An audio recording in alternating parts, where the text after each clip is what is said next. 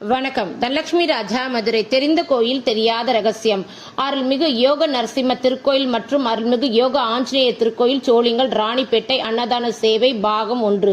எங்கள் சேவையாளர் குழுவிற்கு 15, 16, 12, 2025 கார்த்திகை கடைசி நாட்களாக ராணிப்பேட்டை மாவட்டம் சோளிங்கல் அருள்மிகு யோக நரசிம்மர் கார்த்திகை மாதம் கண் திறக்கும் ஆண்டுக்கு ஒருமுறை நிகழும் மிகவும் பிரசித்தி பெற்ற இந்நிகழ்வினை காண வரும் பக்தர்களுக்கு அன்னதான சேவையினை சேலம் சீனிவாச சேவையாளர் குழுவுடன் இணைந்து 20 நபர்கள் மதுரைக்கு சேர்ந்து அன்னதான சேவையை அற்புதமாக செய்தோம். நாளை என்பது நரசிம்மனுக்கு கிடையாது. அச்சனமே கேட்கும் வார்த்தை பக்தர்களுக்கு அள்ளி அருளக்கூடிய ஒரே தெய்வம் சோளிங்கர் யோக நரசிம்ம பெருமாள் என்பது நிதர்சன கூற்று.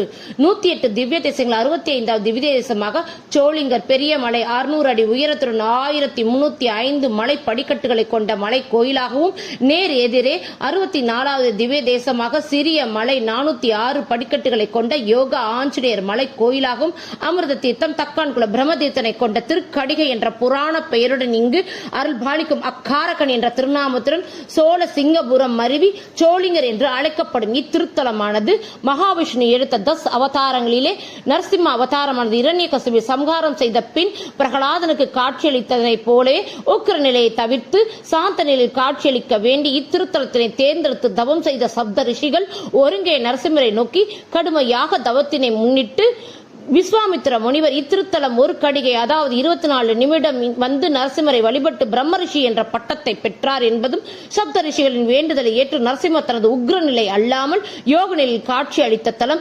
இத்திருத்தலமானது. நரசிம்மர் கார்த்திகை மாதம் மட்டுமே யோக நிலையிலிருந்து கண் திறந்து பக்தர்களுக்கு அருள்பாலிப்பார் என்பதும், பெரியமலை கோயில் சிம்ஹ கோஷ்ட கிருதி விமானத்தின் கீழே யோக நிலையில் அமர்ந்த நிலையில் கிழக்கு நோக்கி நரசிம்ம பெருமாள் யோகாசன நிலையில் சாலக்கிராம மாலையுடன் சங்கு சக்கரதாரியாக 4 கரங்களுடன் 2 கால்களை மடித்து அமர்ந்தபடி யோகப்பட்டின் மூலவர் மூர்த்தமர்ந்து சிலா வடிவடுத்தன் மகாலட்சுமி தனது மார்பில் இருந்த வண்ணம் பக்தர்களுக்கு அருள்பாலிக்கிறார். உலக உயிர்களை காப்பதற்கு உரிய முறையில் பெருமாளுக்கு உதவுவதில் அமிர்தவல்லி என்ற திருநாமத்துடன் தாயார் அழகாக அமர்ந்த நிலையில் காட்சியளிக்கிறார்.